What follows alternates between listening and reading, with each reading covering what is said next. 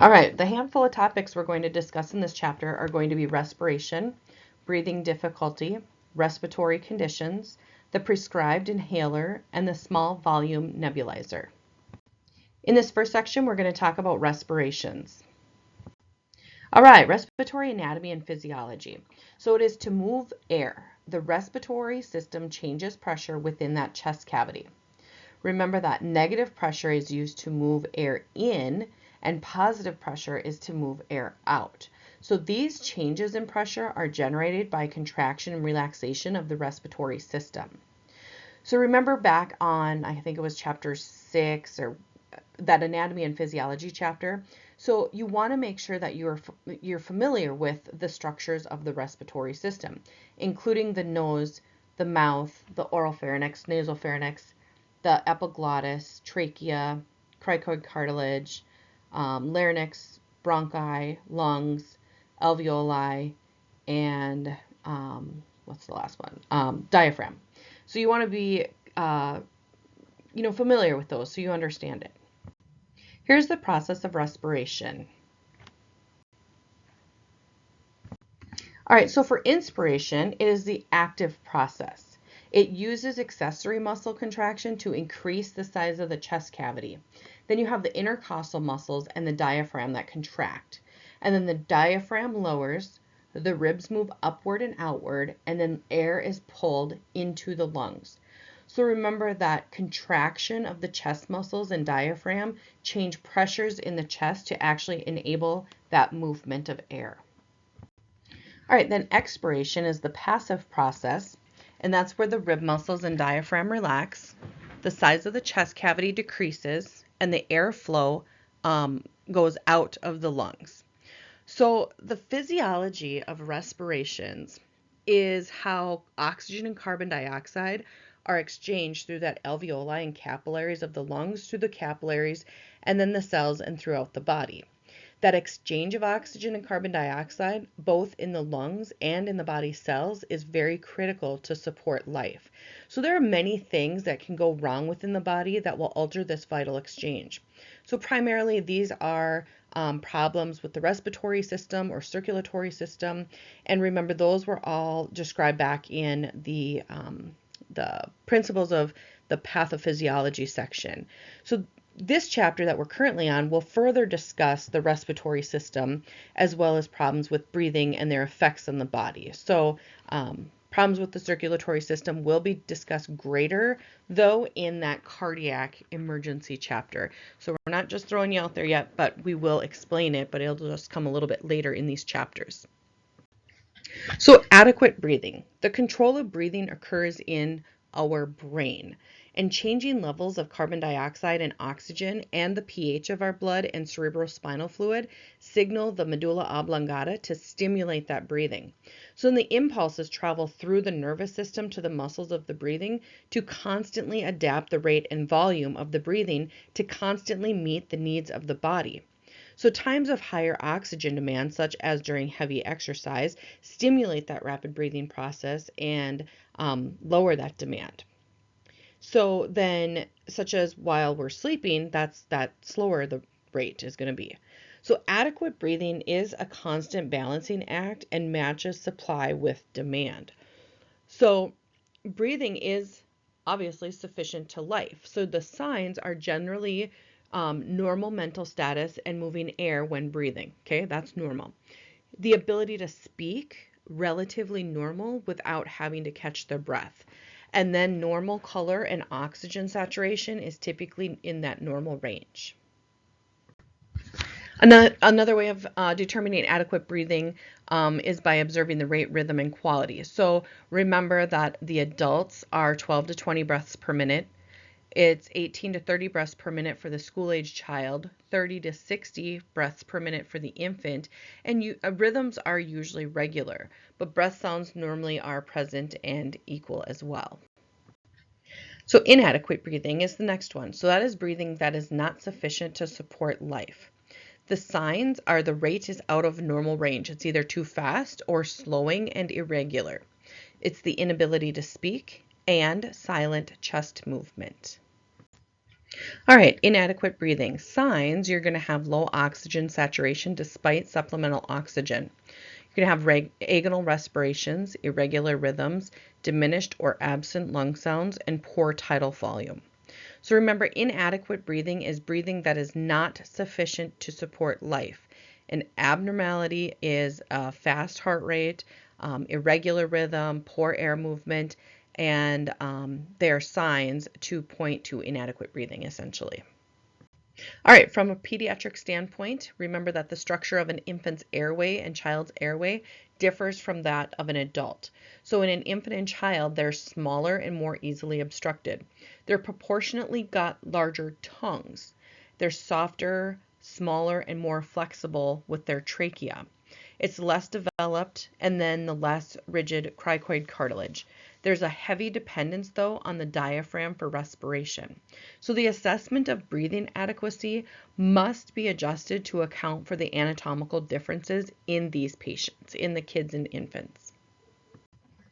Signs of inadequate breathing in infants and children also include nasal flaring, grunting, seesaw breathing, and retractions. You have to assist ventilation with supplemental oxygen. Pocket face mask with supplemental oxygen, 2 rescue or bag valve mask with supplemental oxygen, or a 1 rescue or bag valve mask with supplemental oxygen. So to care for inadequate breathing, you must include the ventilatory support with the supplemental oxygen. So don't forget the oxygen. Adequate and inadequate artificial ventilation. So the chest rise and fall should be visible with each breath. So the adequate artificial ventilation rates would be 10 to 12 breaths per minute for adults and 12 to 20 breaths per minute for infants and children. So you will have increasing pulse rates, which can indicate inadequate artificial ventilation in the adults, and decreasing pulse rates can indicate inadequate artificial ventilation in pediatric patients. So remember the progression of inadequate breathing to cardiac arrest in infants and children. So it can be the most startling feature in the whole spectrum of the respiratory distress and respiratory failure when it comes to pediatrics that go into sudden cardiac arrest. So respiratory failure is the leading cause of cardiac arrest in children. Infants and children tend to compensate pretty well for their respiratory challenges, but when those mechanics fail, they tend to do so abruptly. So when the respiratory failure occurs, the pediatric heart often slows and then stops. So a slow heart rate, remember that's also called bradycardia, is never normal in an infant or child in respiratory distress. It is considered a sign of severe hypoxia, and it's probably going to be an imminent cardiac arrest eventually here. So these patients should receive immediate ventilation with high flow oxygen and an appropriate size bag valve mask device. So just know and understand which devices and which oxygen levels you need to be having for these patients. So how might you recognize the progression from adequate breathing to inadequate breathing in the assessment of your patient? And how might your patient change during this transition? So remember, when a patient has adequate breathing, their rhythm will typically be regular and breath sounds will be normally present and equal. But as the patient progresses into inadequate breathing, you will notice that their breathing rate falls outside of that normal range, and then their breathing becomes irregular, diminished, or absent lung sounds, or potentially even poor tidal volume. All right, in this section, we're going to talk about breathing difficulties. Breathing difficulty. It is the patient's subjective perception, okay? So feeling of labored or difficult breathing, and then the amount of distress felt may or may not reflect the actual severity of their condition. So for the patient that is having that difficulty breathing is subjective to their perception. So the amount of distress that the patient feels may or may not reflect it. Yes, we know this. Further, assessment of the patient in respiratory distress includes observation, auscultating their lung sounds, and evaluation of their vital signs. But assessment of breathing adequacy is a very important element of assessing any patient with difficulty breathing. So if you can start talking to them and calm them down, you might see where their breathing difficulty improves. just because you're there and you're talking to them and you've got them thinking about other stuff besides actually having that breathing difficulty.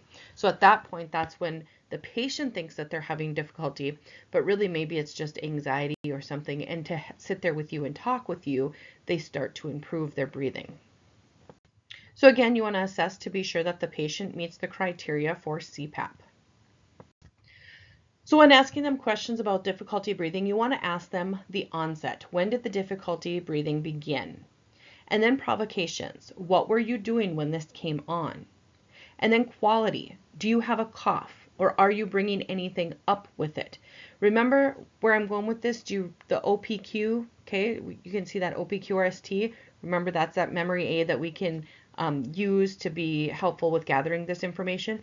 This is what we're going to use in these respiratory patients. All right, next is radiation.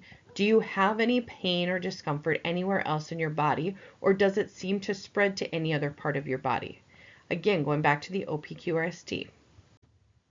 Remember, S is severity. So on a scale of 1 to 10, how bad is your breathing trouble? And then time. How long have you had this feeling? You're going to see with a lot of medical patients, you're going to use that OPQRST to help guide you in addition to that sample history you'll take with every patient.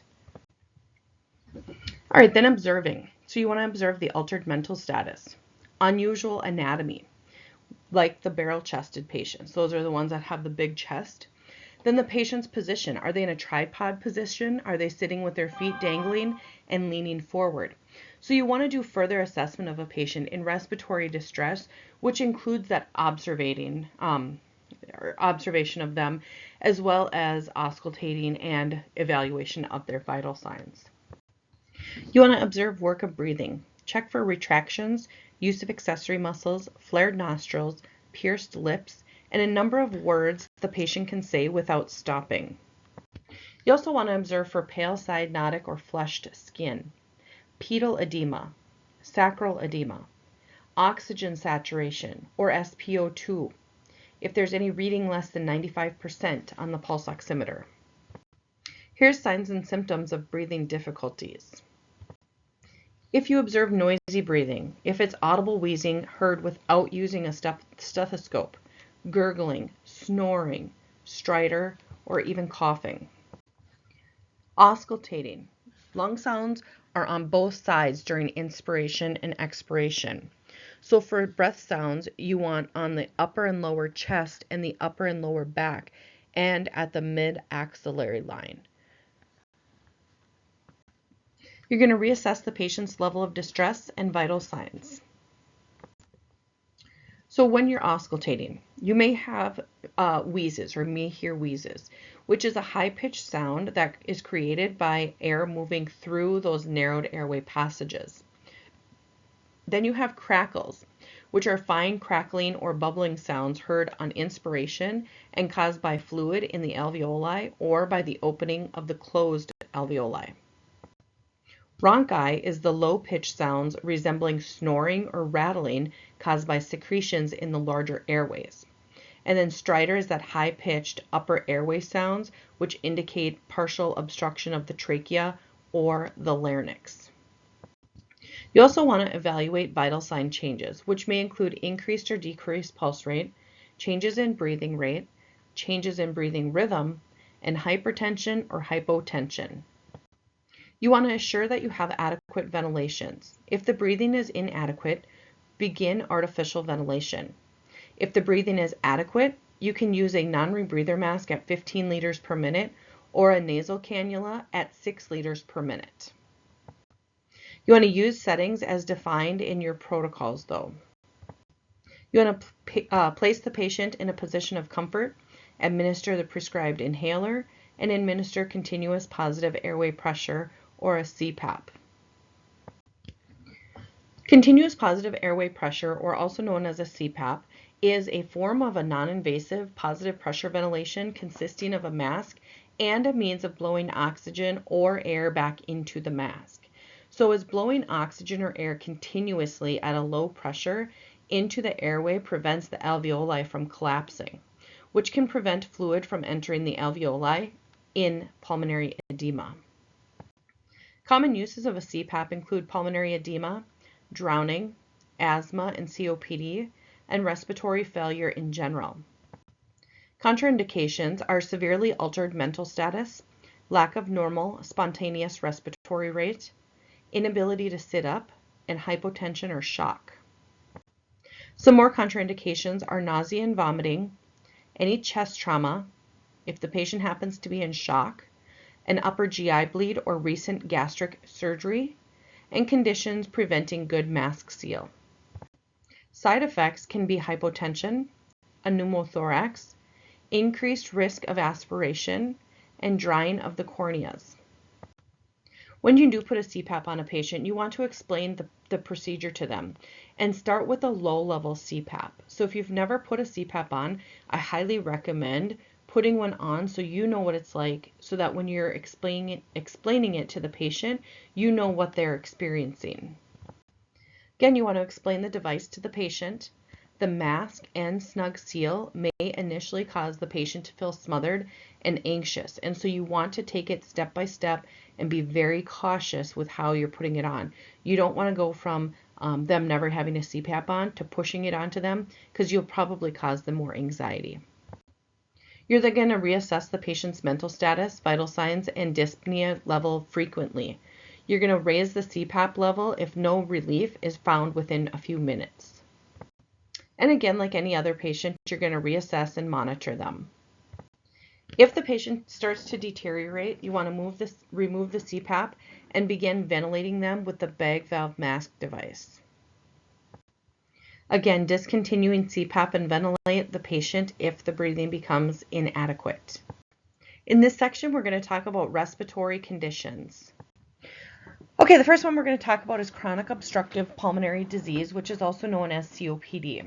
So there's a broad classification of chronic lung diseases. So it can include emphysema, chronic bronchitis, and many just undetermined respiratory illnesses. It can even be from pollutants and chemicals or irritants, or essentially repeated infections in the lungs. So there's an overwhelming majority of cases, though, that are caused by cigarette smoking.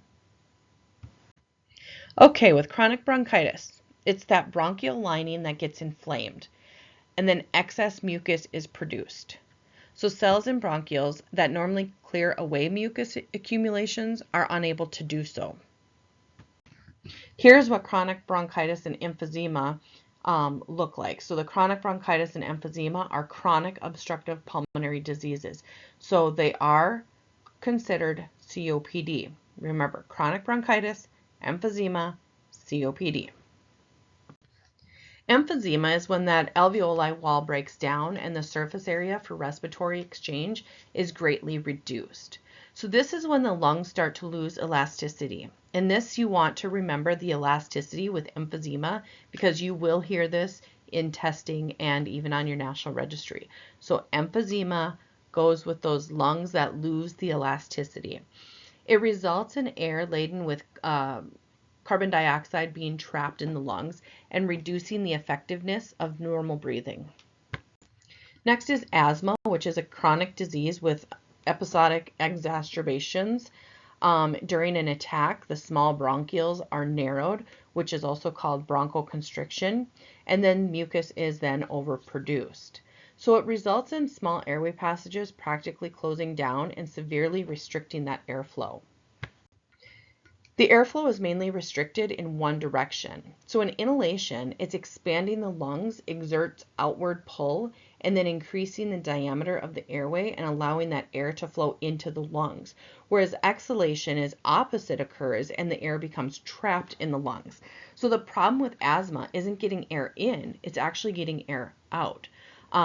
So asthma is a chronic disease that has episodic exacerbations. So it's that narrowing of the small bronchial tubes and overproduction of mucus that impedes that airflow and causes that issue with the gas exchange.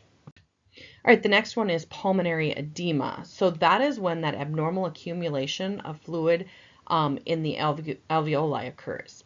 So patients with congestive heart failure, or also known as CHF, they may experience difficulty breathing because of this. So pulmonary edema typically occurs due to the dysfunction of the left ventricle. That's when fluid accumulates in and around the alveoli and again disrupts that gas exchange. So what happens is the pressure builds up in the pulmonary capillaries, and then fluid crosses that thin barrier and accumulates in the alveoli. Then the fluid occupying those lower airways makes it difficult for oxygen to actually reach the blood, and then that's when that patient experiences the dyspnea. So common signs and symptoms include dyspnea, anxiety, pale and sweaty skin, tachycardia, hypertension. Respirations are typically rapid and labored, and then low oxygen saturation. Some other signs can be, in severe cases, especially gurgling may be heard even without auscultation every time the patient breathes. And then on auscultation, crackles or sometimes even maybe wheezes may be audible. So the patient may cough up frothy sputum. It's usually white, but sometimes it can be tinged a pink color. For treatment, you want to assess for and treat any inadequate breathing. Give them high concentration of oxygen. If possible, you want to keep the patient's legs in dependent position, and CPAP can be used to push the fluid back out of the lungs and into the capillaries. But again, check your local protocol and make sure you know your guidelines before you're doing it. So something to think about. Might it be possible for a patient to have multiple respiratory disorders? And could a patient with an underlying diagnosis of COPD also have pulmonary edema? Of course, yes, anything is possible. So a patient could have multiple respiratory disorders. And yes, a patient could have an underlying diagnosis of COPD and pulmonary edema. Next, we're going to talk about pneumonia, which is an infection of one or both lungs caused by bacteria, viruses, or even fungi. So the results of inhalation or certain microbes, and the microbes then grow in the lungs and cause inflammation. So pneumonia occurs due to an infection in the lungs and can interfere with, again, that normal gas exchange. Some signs and symptoms that you can have with pneumonia are shortness of breath with or without exertion, coughing, fever and severe chills, and chest pain. It's often sharp and pleuritic, worsening on inhalation. They may have a headache, pale and sweaty skin, fatigued, and confusion. Treatment is mostly supportive care. You want to assess and treat any inadequate breathing. If the patient is hypoxic, administer supplemental oxygen. In some EMS systems, the EMTs can apply the CPAP to these patients, but again, checking your local protocols. In some cases, pneumonia can be severe enough to cause inadequate breathing and will require artificial ventilation. So next we're going to talk about spontaneous pneumothorax. So that is when the lung collapses without injury or other obvious causes.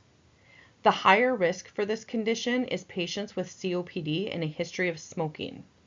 It also occurs in tall, thin people. So remember that the pneumothorax occurs when the air builds up in the space between the lungs and the chest wall, and then the pressure can actually collapse the lungs. So spontaneous pneumothorax is usually the result of a rupture of a bleb or a small secretion of the lung that is weak. So once that bleb ruptures, the lungs collapse and the air leaks into that thorax. Signs and symptoms of a spontaneous pneumothorax can be sharp, pleuritic chest pain, shortness of breath, easily tired, low oxygen saturations and cyanosis, tachycardia, fast breathing, decreased or absent lung sounds on the side with the injured lung, and with worsening JVD and hypotension. Treatment includes contacting ALS immediately if a pneumothorax is suspected and the patient has a significant respiratory distress. You want to administer oxygen, and CPAP is contraindicated. Transport for definitive care, as the patient frequently requires a small catheter or a large chest tube to release that air. Next is pulmonary embolism. That is a blockage in the blood supply to the lungs. It is commonly caused by deep vein thrombosis, or also known as a DVT. Common reasons for DVTs are lying down or sitting in the same position for an extended period of time. Could be having active cancer and having a limb immobilized in a cast. So pulmonary emboli are arterial obstructions in the pulmonary blood flow. So these blockages can disrupt perfusion of the lung tissue. Signs and symptoms of a pulmonary embolism are sharp pleuritic chest pain, shortness of breath, anxiety, coughing, tachycardia, tachypnea, lightheadedness and dizziness, pain and swelling in one or both legs, and hypotension and cardiac arrest. So remember, if you listen to the signs and symptoms from the spontaneous pneumothorax, you got a lot of the very same signs and symptoms. So it's just a few things that may change it to be more of a pulmonary embolism versus the spontaneous pneumothorax. So when you're listening to signs and symptoms, that's where I'm saying get that checkbox out and figure out what it could or could not be. For treatment of a pulmonary embolism, it is very difficult to differentiate in the field. You want to administer oxygen and treat the patient like anyone else with shortness of breath and transport to a definitive care. Next is epiglottitis. It is an infection causing swelling around and above the epiglottis. In severe cases, swelling can cause airway obstruction. Signs and symptoms of epiglottitis could be sore throat, painful or difficulty swallowing, a tripod position, a sick appearance, muffled voice, fever, drooling, and stridor.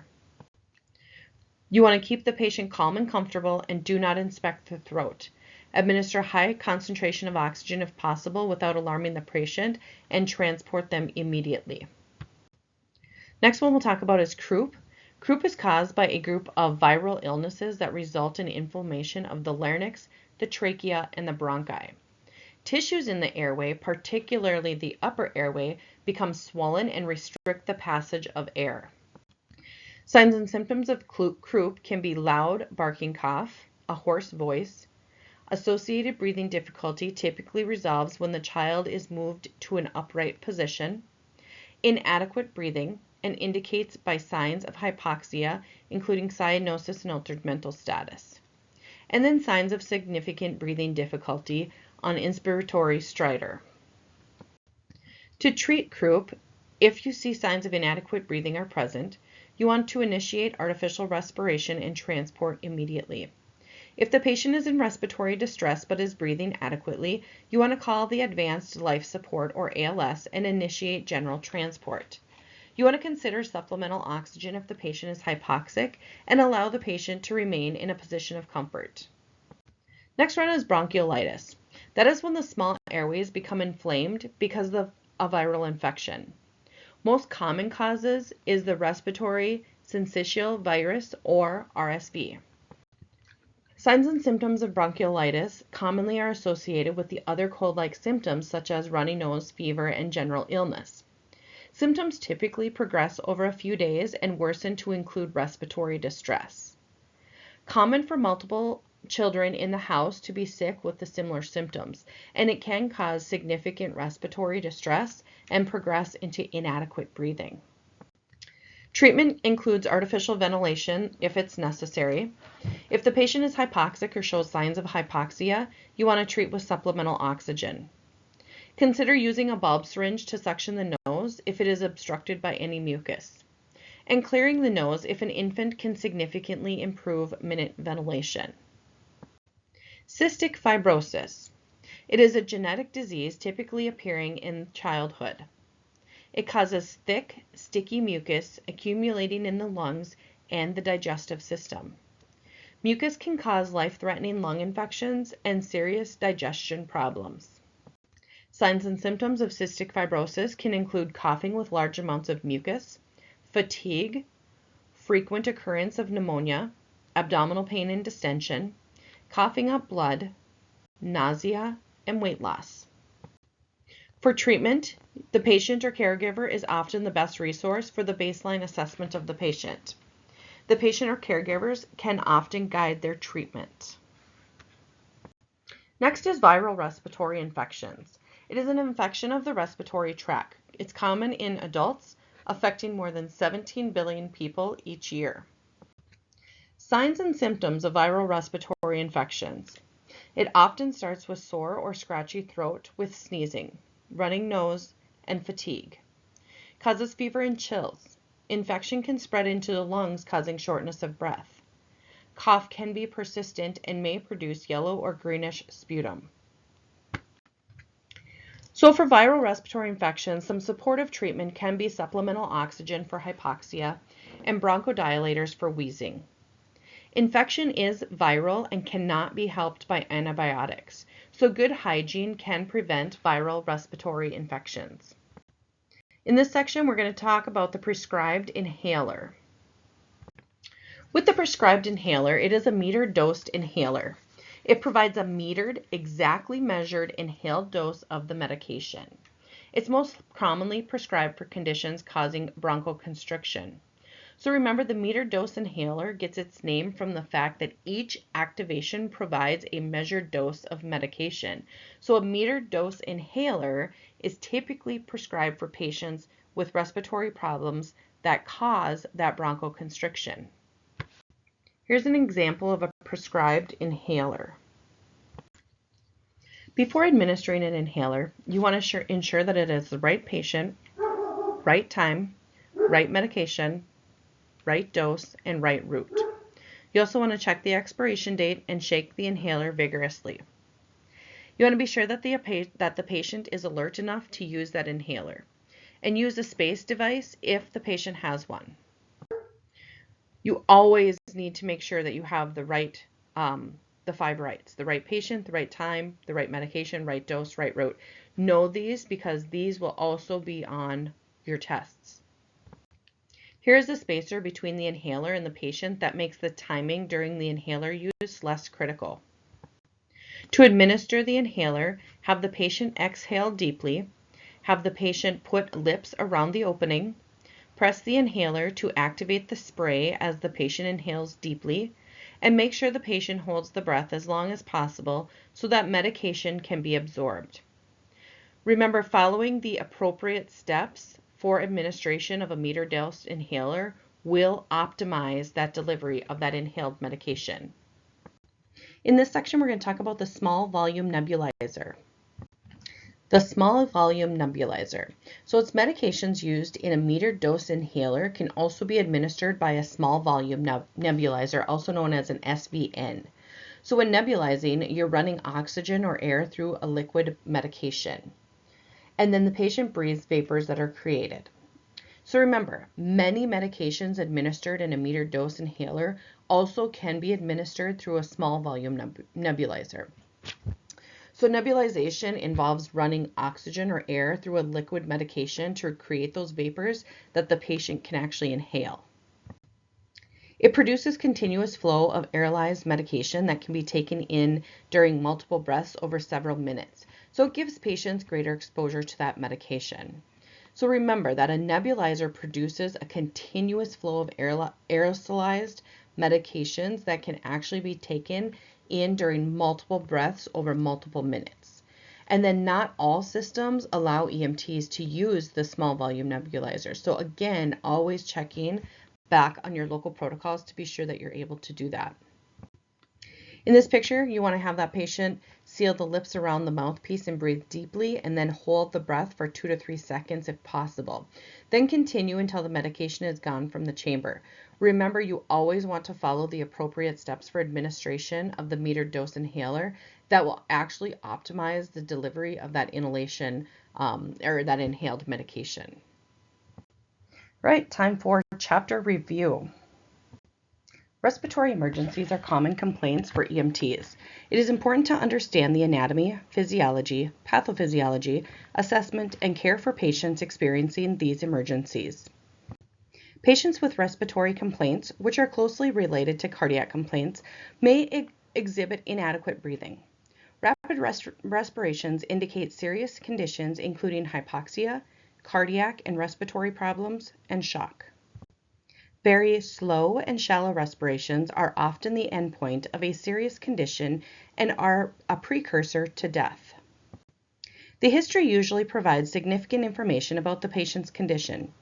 In addition to determining a pertinent past history and medications, you need to determine the patient's signs and symptoms with a detailed description, including the OPQRST and events leading up to the episode. Important physical examination points include checking the patient's work of breathing, inspecting the accessory muscle use, gathering pulse oximetry readings, assuring adequate and equal lung sounds bilaterally, and examining for excess fluid in the lungs, ankles, and abdomen, and gathering vital signs. Several medications are available that might help correct a patient's difficulty in breathing. Remember, you want to determine if the patient's breathing is adequate, inadequate, or absent. Choose the appropriate oxygenation or ventilation therapy. Consider whether to assist a patient with or administer respiratory medications. 1, do I have a protocol and medications that will help this patient? And 2, does the patient have a presentation and condition that may fit these protocols? You want to consider whether to assist a patient with or administer respiratory medications. Are there any contraindications or risks to using medications in my protocols? Questions to consider. Number 1, what would you expect a patient's respiratory rate to do when the patient gets hypoxic, and why? And what would you expect a patient's pulse rate to do when the patient gets hypoxic, and why? And then list the signs of an inadequate breathing. So remember, in most patients, the respiratory rate increases as the patient becomes hypoxic. However, the rate may slow as the patient fatigues. In adults, the heart rate generally increases as the patient becomes hypoxic, whereas in children, the heart rate often slows. So the signs of inadequate breathing include improper rate, rhythm, and altered mental status, as well as signs of hypoxia. Another question to consider is, would you expect to assist a patient with their prescribed inhaler when they are experiencing congestive heart failure? Why or why not? And then list some differences between the adult and infant and child respiratory systems. So remember that inhalers are generally not used in CHF as they frequently cause increased cardiac workload. CHF patients, though, typically do not benefit from the side effect, and it can be dangerous. As far as kids and children, they have smaller airways, larger tongues, and more pliable chest walls and tracheas. Critical thinking. You have a 72-year-old female complaining of severe shortness of breath. Her husband notes she is confused. You note a respiratory rate of 8 breaths per minute and cyanosis. The patient has a history of COPD and CHF. You want to discuss the treatment steps to assist this patient. So remember, with an altered mental status and a slow respiratory rate, the patient is in respiratory failure and needs immediate artificial ventilation. So a more thorough assessment and history can be completed after that airway and breathing needs to be addressed. If you have any questions, as always, please reach out to your instructor. Thank you and have a great day.